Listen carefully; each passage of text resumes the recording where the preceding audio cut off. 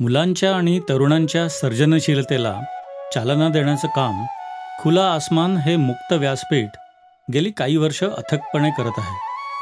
चित्रकला ही एक वैश्विक भाषा आहे हे आपण सर्वजण जाणतो.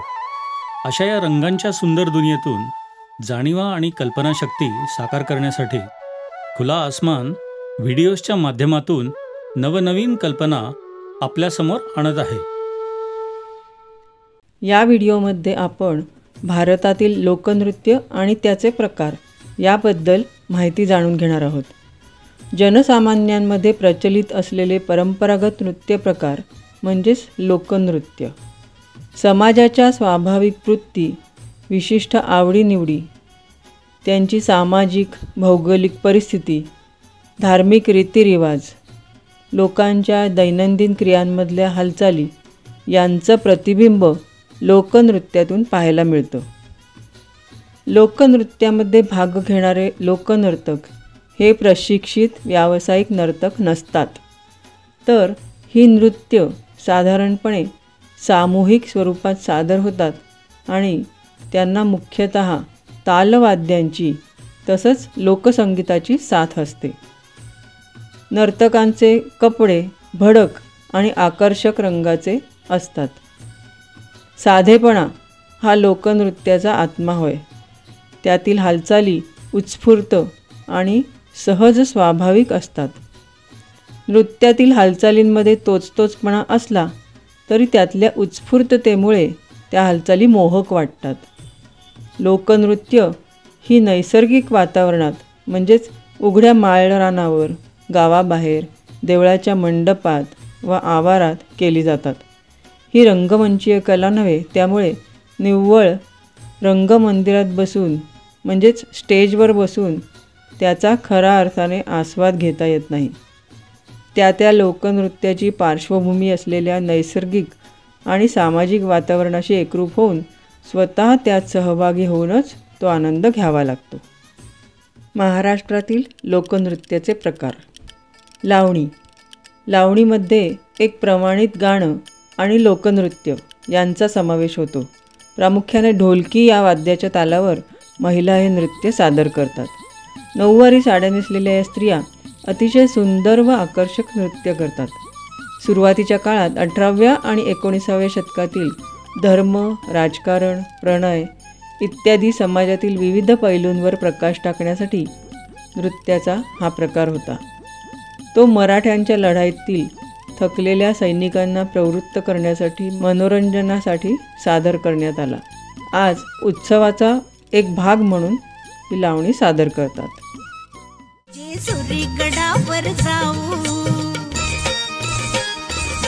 जेजुरीगडावर जाऊ, देव मल्हारीला पाहू, देव मल्हारीला पाहू. आपण दोघं जोड जोडीनं, आपण दोघं जोड जोडीनं बेल भंडारा वाहू. चला जेजुरीला जाऊ, चला जेजुरीला जाऊ, चला जेजुरीला जाऊ, चला जेजुरीला जाऊ, चला जेजुरीला जाऊ, चला जेजुरीला जाऊ, चला जेजुरीला जाऊ, चला जेजुरीला जाऊ. कोळी नृत्य. कोळी नृत्य नावाप्रमाणेच महाराष्ट्रातील मच्छीमारांद्वारे सादर केलं जातं. त्यांनाच कोळी असंही म्हणतात. त्यांचा रंगीबेरंगी पोशाख, आनंदी व्यक्तिमत्व आणि वेगळी ओळख त्यांच्या नृत्यशैलीतूनही दिसून येते. या नृत्यात पुरुष आणि स्त्रिया दोघांचाही समावेश असतो. त्यांना 2 स्वतंत्र गटांमध्ये विभागले जाते. कोळी नृत्यातील सर्वात लोकप्रिय हालचालींपैकी एक म्हणजे हाताने होडी चालवण्याची हालचाल. नृत्याच्या विरुद्ध हालचालींमध्ये लाटांच्या हालचाली आणि मासे पकडण्यासाठी जाळी टाकणे यांचा समावेश होतो. गरीब असो वा श्रीमंत, येतो तुला ग शरण. दुखी असो का संकटी, सांगे तुला गारान. जिथं भक्तांचं समाधान, आई तुझं देऊळ. जिथं भक्तांचं समाधान, आई तुझं देऊळ. जिथं भक्तांचं समाधान, आई तुझं देऊळ.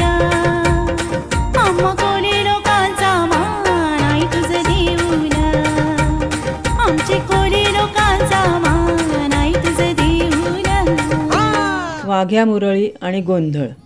वाघ्या मुरळी जागरणासोबत विधिवत लोकनाट्य सादर करतात. हे नृत्य करणाऱ्या पुरुषांना वाघ्या आणि स्त्रियांना मुरळी म्हणतात. जागरण सादरीकरणादरम्यान नृत्य करताना मुरळी खंडोबाप्रती तीव्र भक्ती व्यक्त करत नृत्य करतात.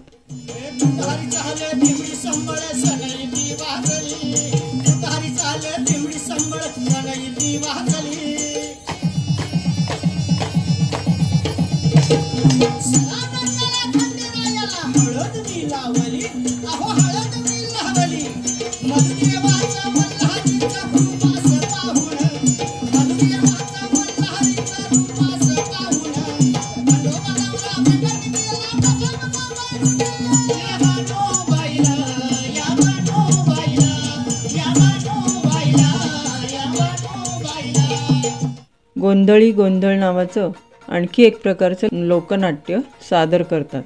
ही विधीपर लोकनाट्ये सादर करताना सहभागी भगवान खंडोबा आणि रेणुकादेवीची केवळ पूजाच करत नाही, तर लोकनाट्य सादर करताना भंडारा उधळत नृत्यही करतात. या गीतांमध्ये यळकोट यळकोट जय मल्हार आणि उदे ग अंबे उदे हे शब्दप्रयोग खूप वेळा असतात. गोंधळात गोंधळी म्हणजेच पुरुष कलाकार संबळ या वाद्याच्या तालावर स्वेच्छेने नाचतात आणि त्याचवेळी गोंधळ गाणी गातात, जी भक्तिमय असतात. या सादरीकरणामध्ये गोंधळी करत असलेल्या छोट्या उड्या, चक्कर म्हणजेच गोलाकार हालचाली उत्स्फूर्तपणे केल्या जातात आणि त्या पूर्वनियोजित नसतात. हे पूर्णपणे नैसर्गिक आहे आणि कोणत्याही विशिष्ट सीमांपासून मुक्त असतं. नवरूपाची नवलाई आज बसली सिंहासनी, आदि माय तू भवानी साऱ्या सृष्टीची जननी. नवरूपाची नवलाई आज बसली सिंहासनी, आदि माय तू भवानी साऱ्या सृष्टीची जननी. आज गोंधळ मांडला ग,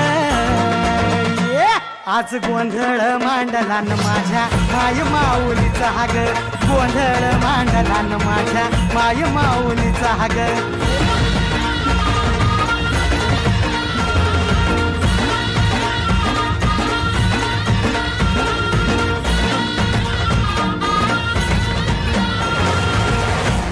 बाल्या नृत्य. महाराष्ट्रातील रायगड आणि रत्नागिरी जिल्ह्यात जाखडी हा प्रमुख लोकप्रकार आहे. जाखडी म्हणजेच बाल्या नृत्य. हे गणेशोत्सवात सादर केलं जातं. कलाकारांनी सादरीकरण करताना बाली नावाचं कानातलं घातलं होतं. बालीमुळेच बाल्या नृत्याची संज्ञा विकसित झाली आहे. हा शब्द वापरण्याचं आणखी एक कारण म्हणजे नृत्य सादरीकरणातील मुलांचा सहभाग. कलाकार हौशी असतात. ते कानात डूल घालतात आणि डाव्या पायात घुंगरू घालतात. ढोलकी, टाळ आणि घुंगरू ही वाद्य जाखडीमध्ये वापरली जातात. जाखडी नृत्य गोलाकार स्वरूपात केलं जातं. वादक मंडळाच्या मध्यभागी असतात आणि इतर सहभागी मंडळाच्या बाहेरून नृत्य करतात. हे नृत्य चैतन्यपूर्ण असतं आणि मुख्य कलाकार, ज्याला मुख्य किंवा बुवा म्हणून नियुक्त केलं जातं, तो गणपती, रिद्धी, सिद्धी, सरस्वती यांची दैवी गाणी गातो. पहिलं नमन नमन नमो कुणाला माझ्या धरतरी धरतरी मातेला. पहिलं नमन नमन नमो कुणाला माझ्या धरतरी धरतरी मातेला. दिंडी. दिंडी हे महाराष्ट्राचं आणखी एक लोकनृत्य आहे, जे कार्तिक महिन्याच्या एकादशीच्या दिवशी सादर केलं जातं. नृत्य भगवान कृष्ण आणि त्याच्या खोडकर खेळकर स्वभावावर भाकीत केलेलं असतं. हे मुळात एक भक्तिमय नृत्य असतं, जे दिंडीच्या तालावर सादर केलं जातं. नृत्याच्या स्टेप्स करताना नर्तक संगीतकारांना घेरतात. आदिवासी नृत्य. भारतात आदिवासी नृत्याचा उगम देवतांच्या नृत्यांमधून झाला आहे. देवापर्यंत पोहोचण्यासाठी नृत्य करणे हा एक मार्ग आहे, अशी समजूत असल्याने आदिवासींची नृत्य धर्मभावनेशी जोडलेली असतात. सामाजिक उत्सव समारंभ, त्याचप्रमाणे शिकार शेतीशी संबंधित कामे या सर्व बाबींची नृत्य जोडलेली आहेत. गाण्यातून नाचण्यातून ते आनंद व्यक्त करतात आणि त्यातूनच जीवन जगण्याचा उत्साह आणि आनंद मिळवतात. महाराष्ट्रातील आदिवासी सामान्यपणे सुगीच्या दिवसात बेफामपणे नाचतात आणि गातात. गोंड, किलाम, कोरकू, भिल्ल, ठाकर, वारली या सर्व आदिवासी जमातीचे पारंपरिक नाचणे हे लहानपणापासूनच्या प्रत्यक्ष सहभागाने एका पिढीपासून दुसऱ्या पिढीपर्यंत चालत आलेले दिसते. वारलींचे तारपा नृत्य आदिवासींचा सण उत्सवात अथवा मंगल प्रसंगी जसं आदिवासी नृत्य केलं जातं तसंच त्यांचं एक लक्षवेधी नृत्य असतं, ते म्हणजे तारपा नृत्य. आदिवासींमध्येही विविध समाज आहेत, त्यापैकीच वारली हा एक समाज. हा समाज कलासक्त आहे, उत्सवप्रिय आहे. वारली पेंटिंग जसं प्रसिद्ध आहे तसंच या समाजातील तारपा हे देखील प्रसिद्ध आहे. या समाजात तारपा नृत्याला फार वेगळं स्थान आहे. मंगल प्रसंग, लग्न यावेळी तर तारपा नृत्याचा फेर धरला जातोच, पण आपल्या डोंगरमाळावरील जमिनीवर जेव्हा लागवड केली जाते, विशेषतः भाताची किंवा नागलीची लागवड केली जाते, तेव्हा तारपा नृत्योत्सव साजरा केला जातो. तसंच हेच पीक तरारून आलं की या लोकांच्या उदरनिर्वाहाचा प्रश्न सुटतो. त्या आनंदासाठीही हे नृत्य सादर केलं जातं. हे नृत्य सादर करण्याचीही एक वेळ आहे. साधारणतः चंद्र दिसल्यावर रात्री तारपा नृत्याचा फेर धरला जातो, तर मध्यरात्रीपर्यंत विशिष्ट रचनेतून हे नृत्य सादर होतं. हे समूह नृत्य असल्याने त्याची मजा काही औरच येते. ही आपण महाराष्ट्रातली नृत्य बघितली.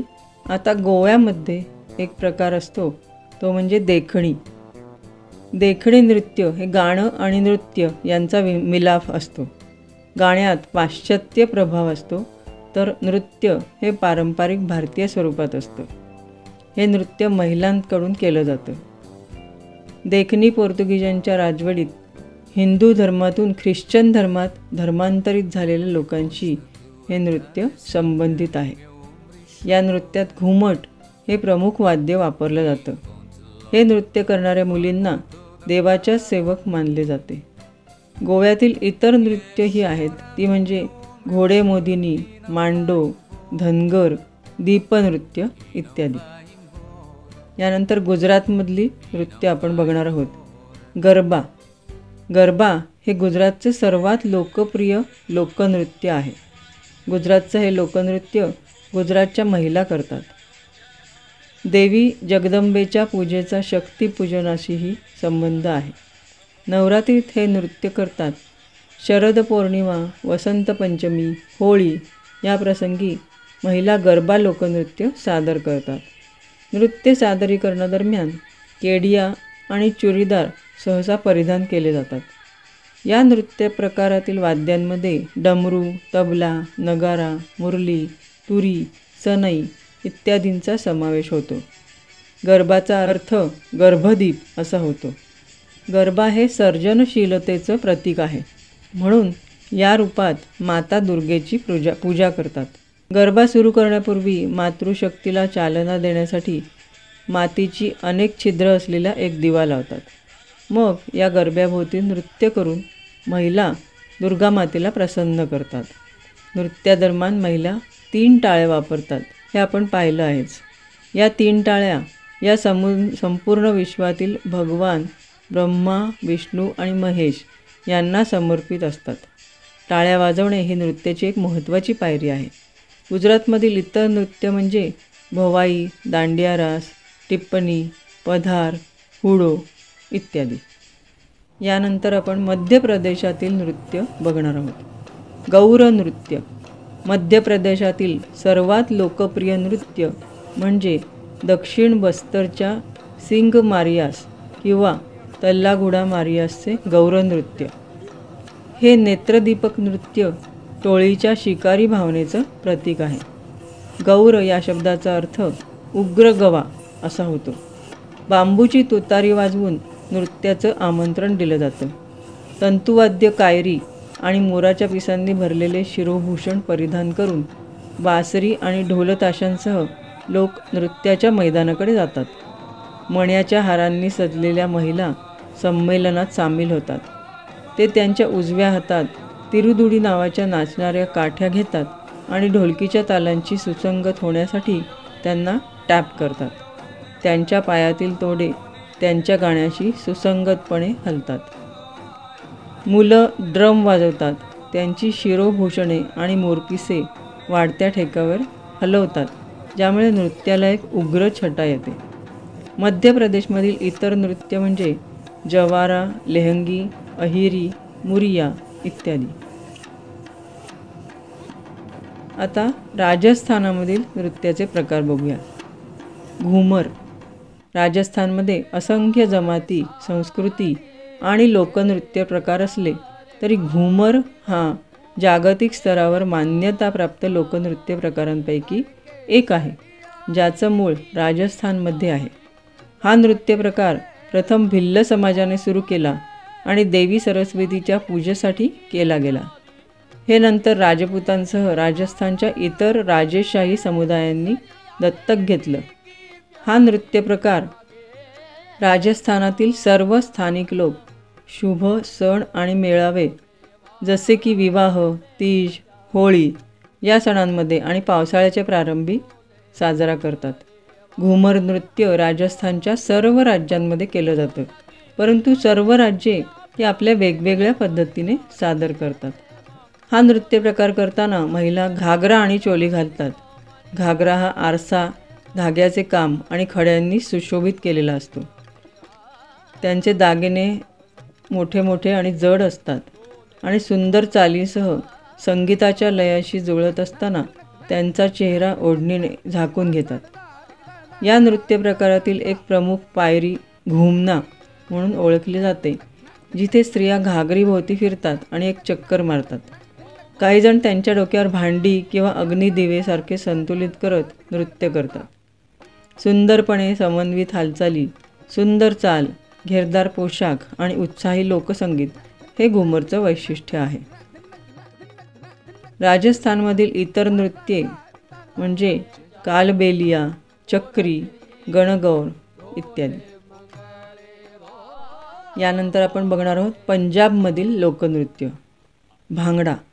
भांगडा हे भारतातील सर्वात लोकप्रिय नृत्यांपैकी एक आहे, जे बैसाखीच्या वेळी फक्त पंजाबमधील पुरुषांद्वारे केले जाते. हे पंजाबच्या सर्वात महत्त्वाच्या लोकनृत्यांपैकी एक आहे आणि त्यात ढोलकीचा समावेश असतो, जो सामान्यतः वर्तुळाच्या मध्यभागी नर्तकांनी वेढलेल्या मोकळ्या जागेत उभा असतो, जे अगदी निरर्थक बोली होय होय यासारखे शब्द देखील पाठ करतात किंवा बल्ले बल्ले जे केवळ स्वतःलाच नव्हे तर इतरांनाही नृत्यासाठी प्रेरित करतात. सर्व सामाजिक वर्गातील लोक या नृत्यात सामील होतात. पंजाबमधील इतर नृत्य म्हणजे गिद्धा, धनकारा, सामी, किकली, जागो, तियन इत्यादी. आता आपण बघूया हरियाणा येथील नृत्य प्रकार. झुमर नृत्य. सामान्यतः तरुण विवाहित मुली कपाळावर झुमर घालतात, त्यावरून या नृत्याला हे नाव पडलं आहे. हे नृत्य केवळ स्त्रिया करतात. त्या एक वर्तुळ बनवतात आणि ढोलक आणि थाळीच्या तालावर सुंदर हालचाली करतात. नर्तक रंगीबेरंगी पोशाख परिधान करून आनंदाने आणि निश्चिंतपणे नृत्य करतात. एक स्त्री पुढे येते आणि गाणं सुरू करते. जेव्हा मुलगी गाणं गाते तेव्हा दुसरी मुलगी तालबद्धपणे डोलत पुढे जाते. गाण्याची दुसरी ओळ दोघीजणी गातात. हळूहळू ठेका वाढतो. दुसरी मुलगी आपली जागा सोडत नाही, पण गाणं म्हणत राहते आणि एकमेकांवर टाळ्या वाजवते. गाण्याची नवीन ओळ सुरू होण्यापूर्वी थोडा विराम असतो. हे नृत्य सुप्रसिद्ध पंजाबी गिड्डासारखं आहे आणि म्हणून त्याला हरियाणवी गिड्डा असं नाव देण्यात आलं आहे. हे नृत्य राज्याच्या सर्व भागांमध्ये सादर केलं जातं. हरियाणामधील इतर नृत्य म्हणजे सांग नृत्य, गुग्गा, फाग, रासलीला, खोरिया इत्यादी. हिमाचल प्रदेश. नाटी नृत्य. नाटी नृत्याला समृद्ध नृत्य परंपरा आहे. हे जत्रा आणि उत्सवांमध्ये सादर केलं जाणारं सर्वात लोकप्रिय आणि प्रसिद्ध नृत्य आहे. हिमाचल प्रदेशातील कुल्लू, सिरमौर, शिमला इत्यादी जिल्ह्यांमध्ये हे नृत्य केलं जातं. हे नृत्य मंद गतीने सुरू होतं आणि हे करताना त्याला लूज पल्स म्हणतात आणि नंतर त्याची गती वेगाने वाढते. ढोल, कर्नाल, रणसिंगा, बासरी, सनई, नगारे यांचा या नृत्यात वापर केला जातो. या नृत्यात महिला घराच्या अंगणात नृत्य करून आपला आनंद व्यक्त करतात. हिमाचल प्रदेशमधील इतर नृत्य म्हणजे डांगी, कयांगमाला, छन्नकछम, राक्षस नृत्य, स्वांगतेगी, शांड आणि शाबू इत्यादी. जम्मू काश्मीर. रौफ नृत्य. रौफ हा आणखी एक प्रसिद्ध पारंपरिक नृत्य प्रकार आहे जो काश्मीर प्रदेशात आढळतो. ईद आणि रमजानच्या दिवसांसारख्या सणांच्या प्रसंगी हे महिलांच्या गटाद्वारे समोरासमोर उभे राहून सादर केलं जातं. परंतु या नृत्य प्रकाराचं सर्वात उल्लेखनीय वैशिष्ट्य म्हणजे नर्तकांच्या पावलांच्या हालचाली. जम्मू आणि काश्मीरच्या सर्व प्रदेशांमध्ये सर्वात प्रसिद्ध नृत्य प्रकारांपैकी एक म्हणजे रौफ, ज्याचा उच्चार सामान्यतः खेड्यांमध्ये रूफ आणि शहरांमध्ये रौ असा केला जातो.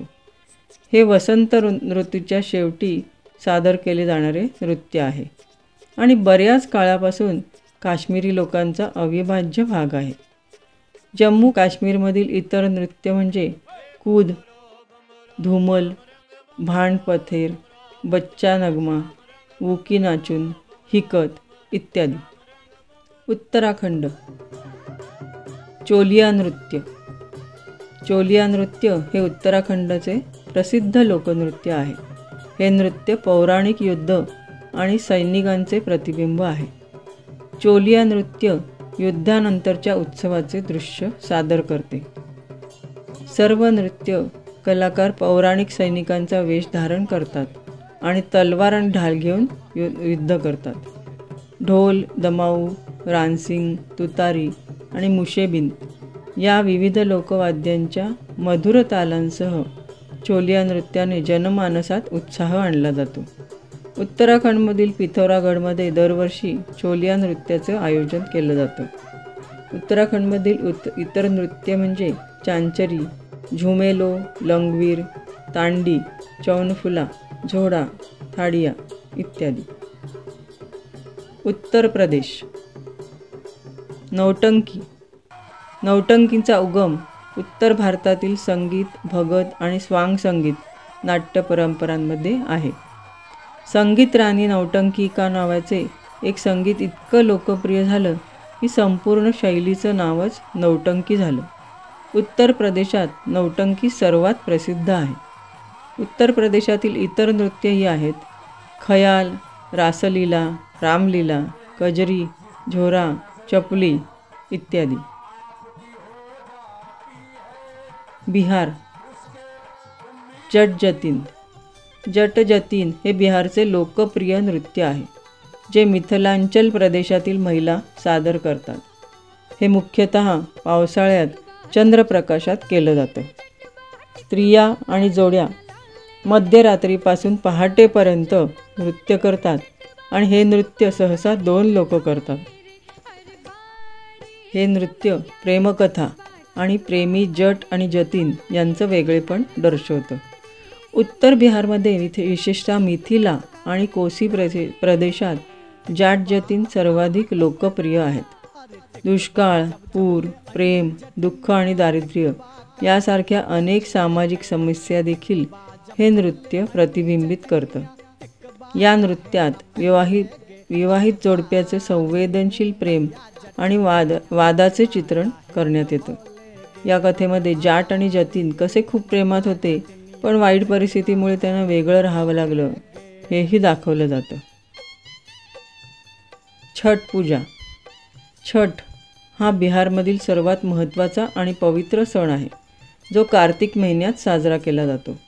ही पूजा अद्वितीय असते कारण हा एकमेव सण आहे ज्यामध्ये भक्त उगवत्या सूर्याची पूजा करण्यापूर्वी मावळत्या सूर्याची पूजा करतात.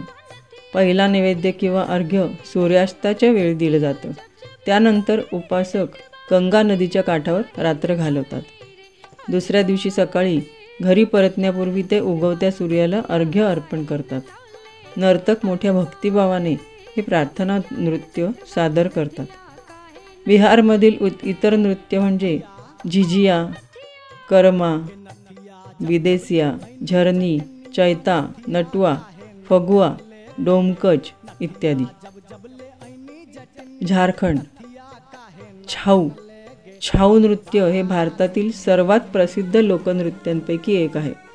नृत्य त्याच्या शक्तिशाली चाली आणि विशिष्ट मुखवट्यांसाठी प्रसिद्ध आहे, जो छाऊचा एक उत्कृष्ट भाग आहे. छाऊ नृत्य हे मोकळ्या मैदानात प्रामुख्याने रात्रीच्या वेळी होतं. व्युत्पत्तीशास्त्रानुसार छाऊ हा शब्द संस्कृत छायापासून आला आहे, ज्याचा अर्थ सावली, प्रतिमा किंवा मुखवटा असा आहे.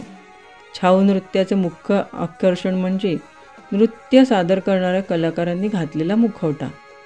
कलाकार त्यांच्या शक्तिशाली आणि धाडसी नृत्यचालीद्वारे शक्ती प्रदर्शित करतात. याचा ड्रेस रंगीबेरंगी असतो, परंतु त्यांच्या अर्थपूर्ण तपशीलवार कामासह मुखवट्यावरतीच स्पॉटलाईट येतो. भिन्न मुखवटा भिन्न वर्ण देवांच्या आकृत्या दर्शवतो. छाऊला नृत्य नाटिका असंही म्हणतात. नृत्यासोबत असलेलं अत्यंत आकर्षक संगीत आणि ताल एक नाट्यमय वातावरण निर्माण करतात. नृत्यामध्ये अनेकदा हल्ला किंवा शिकार करण्याचं वर्णन असतं, ज्यामुळे त्याचा नाट्यमय प्रभाव वाढतो. छाऊ हे झारखंड आणि त्याच्या शेजारील राज्यांचं एक अतिशय पारंपरिक सुंदर लोकनृत्य आहे. नृत्य हे कोणत्याही सणासाठी खास नसून प्रत्येक आनंदाच्या प्रसंगाचा भाग आहे. झारखंडमधील इतर नृत्य म्हणजे पाईका, डोमकच, कर्मा इत्यादी. छत्तीसगड. पंथी हे नृत्य सर्वात महत्त्वाच्या प्रकारांपैकी एक आहे. छत्तीसगडमधील सतनामी समाजाची प्रमुख प्रथा माघी पौर्णिमेला गुरु घासीदास यांचा जन्मदिवसही समाज साजरा करतो. छत्तीसगडला समृद्ध सांस्कृतिक वारसा आणि आदिवासी गटांचा पारंपरिक वारसा लाभलेला आहे. दुर्ग हे नृत्याच्या या प्रकाराचे प्रतिनिधित्व करतो. हे नृत्य सामान्यतः त्याच्या पवित्र गुरुची शिकवणी दर्शवते. नर्तक रंगीबेरंगी पोशाख घालतात आणि गुरुची स्तुती करतात. त्याचप्रमाणे समूह नेता गात असताना पुरुषांचा एक गट एक पिरॅमिड तयार करतो. या नृत्याचे प्रसिद्ध नर्तक म्हणजे स्वर्गीय देवदास बंजारे. छत्तीसगडमधील इतर नृत्य म्हणजे गौरमारिया, पांडवानी, राऊत नाचा इत्यादी. ओडिसा. पायका नृत्य हा ओडिसाचा प्रमुख नृत्य प्रकार आहे. उडिया सैन्याच्या पायकांद्वारे हे केले जातं. या नृत्याचं मुख्य लक्ष शारीरिक उत्साह वाढवणे आणि आंतरिक धैर्य विकसित करणे हे आहे. या नृत्याची परंपरा मयूरभंज जिल्ह्यातील आदिवासी पट्ट्यातील भागात आहे. हे सामूहिक नृत्य असतं. या कामगिरीसाठी उभे असलेले पुरुष योद्धा रंगीबेरंगी पगड्या आणि घट्ट धोतर नेसून 2 रांगेत उभे राहतात. हातात लाकडी तलवारी आणि ढाली धरून योद्धे भयंकर युद्धात गुंतलेले दाखवले जातात. दसऱ्याच्या सणाच्या वेळी सर्व आखाडे त्यांचे वार्षिक सण साजरे करतात. विविध गाव समूह स्पर्धात्मक कामगिरी दरम्यान पारंपरिक जिम्नॅस्टिक आणि ॲक्रोबॅटिक्स प्रदर्शित केले जातात. याशिवाय अशा प्रसंगी प्रत्येक गट मोठ्या उत्साहाने सहभागी होतो. हे नृत्य नरसिंग, शहनाई, भीर आणि ढाक आणि नगारा यांच्या वाद्यांसह वाजवले जाते. ओडिसामधील इतर नृत्य म्हणजे रावण छाया, बाघा, जोडीसांग, महारी इत्यादी. पश्चिम बंगाल. बाऊल नृत्य. बाऊल हे मुक्त भटकणारे असतात. समाज आणि कुटुंबाच्या बंधनापासून ते अलिप्त असतात. ते एका ठिकाणाहून दुसऱ्या ठिकाणी फिरतात आणि त्यांच्या काटकसरीच्या खोलवर भार टाकू शकणाऱ्यांनी त्यांना दिलेल्या भिक्षेतून तुटपुंज जीवन जगतात. बाऊल हे त्यांच्या स्वतःच्या विशिष्ट गूढवादी विचारसरणीच्या पंथाचे असतात आणि त्यांची गाणी शांती आणि वैश्विक बंधुत्वाचा संदेश देतात. बौल या शब्दाचा अर्थ आहे वेडे, वेडेपणा, जो असीम आत्म्यावरील प्रेमातून निर्माण होतो. गायक सांसारिक अस्तित्वाच्या क्षणभंगुरतेचे आणि आध्यात्मिक उन्नतीच्या साध्या साधनांचे वर्णन करतात. जरी त्यांच्या तात्विक सिद्धांतांचे मूळ सखोल गुंतागुंतीच्या मानसिक चेतनेमध्ये आहे. बाऊल हे मुळात परोपकारी असतात. जरी काही वेळा दैनंदिन जीवनातील व्यंगचित्रांना त्यांच्या गाण्यामध्ये स्थान मिळते. भारताच्या स्वातंत्र्य लढ्यात बाऊलांनी मोठी भूमिका बजावली आहे. जेव्हा ते ग्रामीण बंगालमधील गावोगावी जाऊन त्यांच्या गाण्यांनी अशिक्षित खेडेगावातील लोकांमध्ये राष्ट्रवादाची आणि आपल्या मातृभूमीबद्दल अभिमानाची भावना जागृत करतात. धुनीची नृत्य. दुर्गापूजेदरम्यान धुनीची नृत्य किंवा धुपाटणीसह एक उन्मादपूर्ण नृत्य ढाकवादनाच्या साथीने केले जाते. बऱ्याच पूजा परंपरा सर्वोत्कृष्ट नृत्यासाठी स्पर्धा आयोजित करतात. इथे काही कलाकार 3 धुनूच्यांसह जाऊ शकतात. तिसरी दातामध्ये धरून ठेवली जाते. पश्चिम बंगालमधील इतर नृत्य म्हणजे ब्रिटा, गंभीर, तुसू, लाठी, रवींद्र संगीत इत्यादी. कर्नाटक. यक्षगण. यक्षगण हा कर्नाटकातील लोकनाट्य प्रकार असून ती एक प्राचीन कला आहे. हे संस्कृत रंगभूमी किंवा नाटकाच्या अनेक परंपरांशी संबंधित आहे, विशेषतः पूर्वरंग आणि विदूषक या पात्रांच्या अस्तित्वाशी. पहिले यक्षगण नाटक तेलुगू भाषेत होतं आणि एडा केंपा गौदान यांनी 16व्या शतकात लिहिलं होतं. त्याला गंगा गौरी विलासम असं संबोधलं जात होतं. त्यानंतर नवजागरणाचा काळ आला. त्यानंतर 17व्या शतकात कर्नाटक, आंध्र प्रदेश आणि तामिळनाडूमध्ये यक्षगण रूप विकसित झालं. 15व्या शतकापासून आंध्र प्रदेशात ही लोककला कथनात्मक गाणं आणि नृत्य नाटक म्हणून सादर केली जाते. हा प्रकार प्रबंध नाटकाशीही संबंधित होता, ज्याचा उगम थोड्या नंतरच्या काळात झाला. तथापि यक्षगणाला नाट्यप्रकार म्हणून 18व्या शतकातच पुन्हा लोकप्रियता मिळाली. तोपर्यंत लिखित नाटकं तयार होत असत, पण मुख्यतः सादरीकरणासाठी पटकथा म्हणून मोठ्या राजकीय अशांतता आणि सामाजिक अशांततेच्या वेळी दक्षिण कन्नडमध्ये यक्षगण एक पूर्ण वाढ झालेला थिएटर फॉर्म म्हणून उदयास आला. यक्षगणच्या मूळ स्वरूपामध्ये काव्याच्या पठणाच्या पद्धती, संगीताचे सूर, ताल आणि नृत्यतंत्र, रंगीबेरंगी वेशभूषा आणि आकर्षक मेकअप यांचा समावेश असतो. कर्नाटकमधील इतर नृत्य म्हणजे गरुडी गोंबे, डोल्लू कुनिथा, गोरवा कुनिथा, करगा, वीरगासे इत्यादी.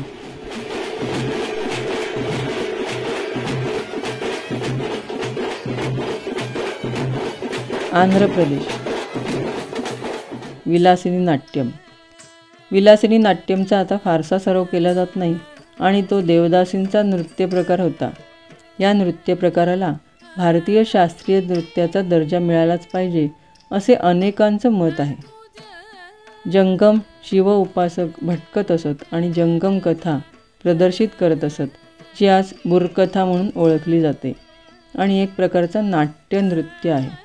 बुर्रा म्हणजे तंबोरा, एक वाद्य जे मुख्य कलाकार कथाकथन करताना वाजवतात. तो एकाच वेळी संगीत वाजवतो आणि नृत्य करतो. गटातील इतर लोक ड्रम वाजवतात आणि मध्येच छोटी छोटी वाक्ये बोलून कथा सांगतात. आंध्र प्रदेशातील इतर नृत्य म्हणजे लंबाडी, बोनालू, थोलू बोम्मलता, कोलाट्टम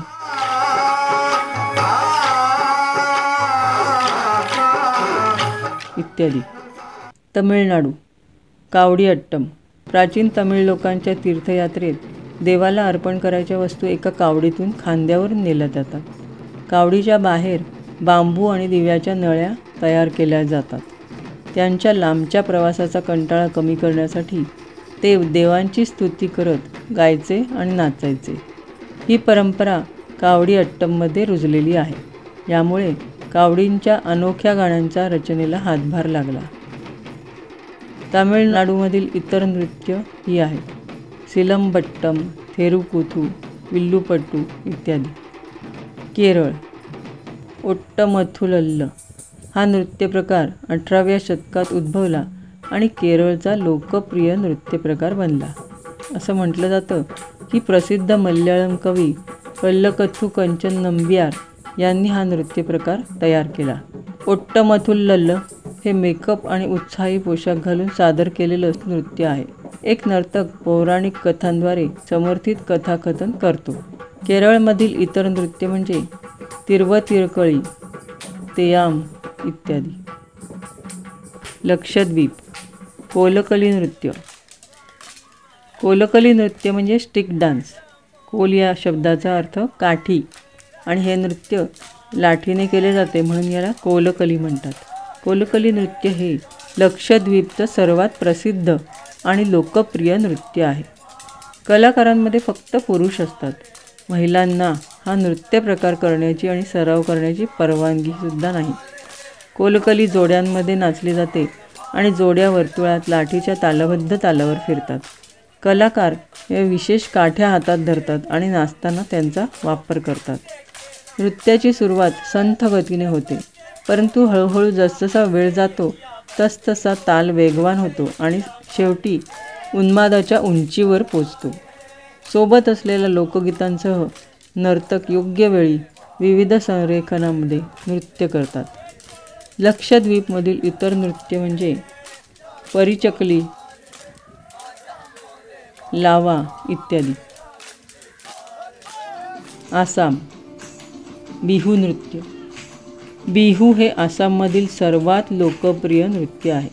बिहू उत्सवादरम्यान तरुण मुलामुलींकडून बिहू नृत्य सादर केले जातं, जे तरुणपणाची उत्कटता आणि आनंदाचं प्रतिनिधित्व करतं.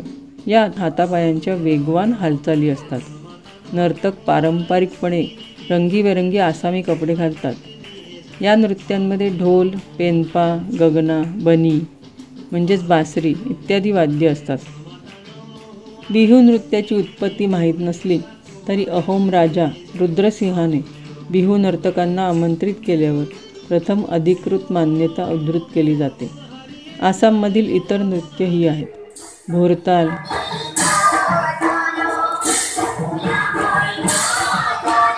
झुमूर,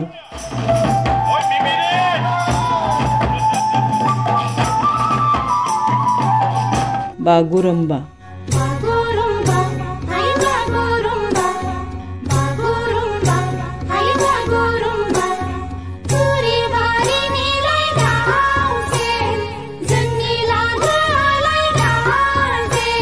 देवधानी इत्यादी.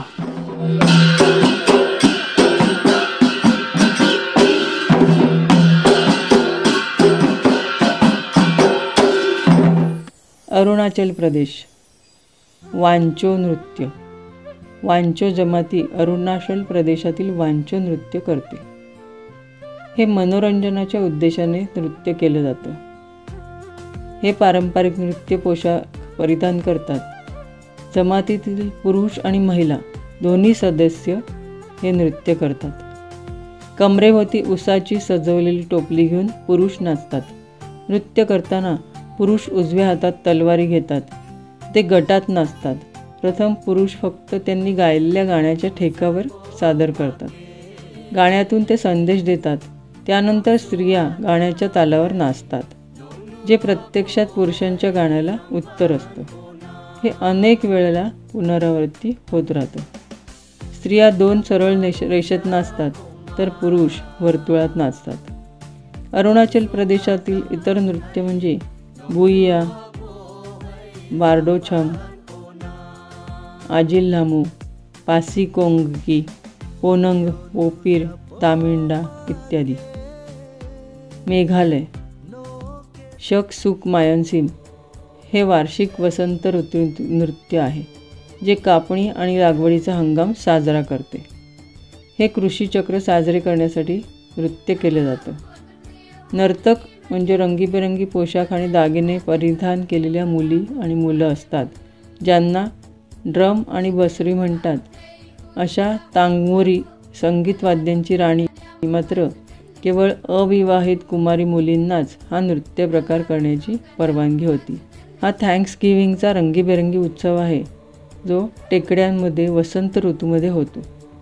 मेघालयमधील इतर नृत्य म्हणजे नोंगक्रेम, लहू, वांगला इत्यादी. मणिपूर. कांबा थोईबी. कांबा थोईबी हे युगल नृत्य आहे जे एकतर लाई हरवबाचे घटक म्हणून किंवा स्वतंत्रपणे सादर केलं जातं. हे नृत्य विशेषतः लैहारोबा चळवळीतील तांडव आणि लस्य पैलूंचे प्रतिनिधित्व करतं. कांबाच्या थोईबी कंबाची कहाणी सांगतं. खुमाळ कुळातील गरीब शूर मुलगा जो मोरंगच्या राजकन्या थोईबीला वेडा वाटतो. इसवी सनाच्या 15व्या शतकात पूर्वी पराभूत झालेल्या खुमल राजघराण्यातील एक राजपुत्र कंबा थोईबीच्या प्रेमात पडला. मोयरांग कुळातील एक राजकन्या खुमाल आणि मोयरांग या दोघांच्याही राजकीय फायद्यासाठी युनियन आहे, परंतु मोयरांगने निव्वळ वैयक्तिक कारणासह प्रतिकार केला. परिणाम केवळ तरुण प्रेमींसाठीच नाही तर मणिपूरच्या भांडण जमातीसाठी दुःखद होता. मणिपूरमधील इतर नृत्यही आहेत. पुंग चोलोम, डॉल चोलोम, थांगटा, लई हराओबा इत्यादी. नागालँड. चांगसांग नृत्य. चांगसांग नृत्य हे नागालँडच्या चांग नागा जमातीने जुलै महिन्यात नकनुलुम उत्सवादरम्यान सादर केलेलं पारंपरिक लोकनृत्य आहे. चांगसांग नृत्य मानवजातीच्या जन्मस्थानाची आणि पृथ्वीची स्तुती करण्यासाठी केलं जातं. सणाच्या वेळी नृत्याचा संबंध आकाशदेवाला प्रार्थनेसाठी जोडला जातो. नृत्याबरोबर प्रार्थनाही म्हटल्या जातात. नागालँडमधील इतर नृत्य गेथिंगलिंग, झेलियांग, स्नुयोरिलियन्स, रंगमा इत्यादी. त्रिपुरा. होजागिरी नृत्य. रियांग समुदायातील नृत्यप्रकार इतरांपेक्षा खूपच वेगळा आहे. हातांची हालचाल किंवा शरीराच्या वरच्या भागाची हालचाल काही प्रमाणात मर्यादित आहे, तर त्यांच्या कमरेपासून अगदी खाली पायांपर्यंतच्या हालचालीमुळे एक अद्भुत लहर निर्माण होते. मातीच्या घागरीवर उभं राहून वर बाटली आणि त्यावर दिवा लावलेला असतो. शरीराचा खालचा भाग लयबद्धपणे फिरवत लियांग बेले नृत्य केले जाते. रियांग हे बांबूपासून बनवलेली बासरी आणि बांबूचे झांज यासारखी वाद्ये देखील वापरतात. रियांग महिलांना काळा पचरा आणि रिया घालणे अधिक आवडतं. त्यांनी त्यांच्या कानात नाण्यांपासून बनवलेले ढोलही घातलेले असतात. त्यांना धातूच्या वस्तूंचे दागिने आणि सुगंधी फुलं आवडतात. त्रिपुरामधील इतर नृत्य म्हणजे गारिया नृत्य, लेबांग बुमनी, बिजू, वांगळा, संग्राई इत्यादी. सिक्कीम. मारुनी नृत्य. मारुनी नृत्य हे सिक्कीममधील सर्वात जुन्या नृत्यांपैकी एक आहे. हे नृत्य सिक्कीम समुदायाद्वारे तिहार उत्सवादरम्यान तसंच लग्न आणि जन्मासारख्या कौटुंबिक प्रसंगी केलं जातं. हे नृत्य वाईटावर उत्कृष्ट विजयाची संकल्पना साजरी करतं. सिकमारी नृत्य. निसर्गाच्या गोडव्याची प्रशंसा करण्यासाठी लेप्चा सिकमारी नृत्य करतात. हा नृत्याचा एक प्रकार आहे जिथे राज्यातील सर्व तरुण निसर्गाचे सौंदर्य साजरे करण्यासाठी हा नृत्यप्रकार सादर करण्यासाठी एकत्र येतात. सिक्कीममधील इतर नृत्यांचे प्रकार म्हणजे याकचाम, ताशियांकू, खुकुरी, सिंगीचाम इत्यादी.